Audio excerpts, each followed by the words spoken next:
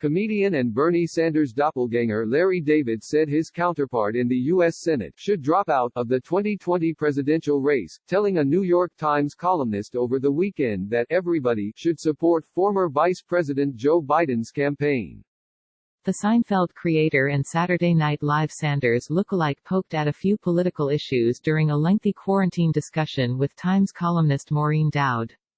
David responded to President Donald Trump retweeting a clip from his show in February and declaring "tough guys for Trump," and relayed his views on a Hulu documentary about former Trump and Sanders rival Hillary Clinton. David took a few swipes at both Clinton and the president before suggesting that Sanders, who he said feels like family when they've had conversations, should pull out of the Democratic presidential primary race. "I feel he should drop out," David told Dowd in the Times piece published Saturday. "Because he's too far behind. He can't get the nomination. And I think, it's no time to fool around here.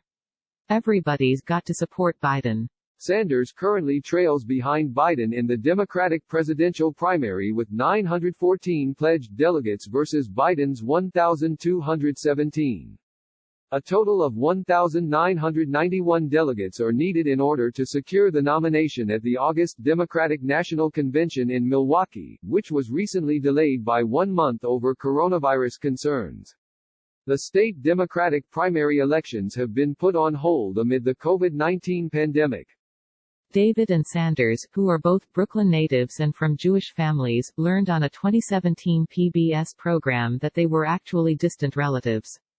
The Curb Your Enthusiasm comedian noted that when they ran into each other earlier this year at a taping of the Today Show, Sanders greeted him by exclaiming, "Cousin. When I see him, it does feel like I'm talking to somebody in my family," David said. He added that Clinton's remark earlier this year that nobody likes Sanders in Congress was a little harsh. David conveyed that he'd also recently had a change of heart about Clinton's political and personal life as well after watching a documentary about her while in quarantine. "I'm not the first person to say this, obviously, but you never got the feeling that you were really seeing her. There was a problem warming up to her. But you see her in this documentary and you love her." Asked about his opinions of another New York native, Donald Trump, David sniped at the president's character, "It's an amazing thing. The man has not one redeeming quality. You could take some of the worst dictators in history and I'm sure that all of them, you could find one decent quality. Stalin could have had one decent quality, we don't know."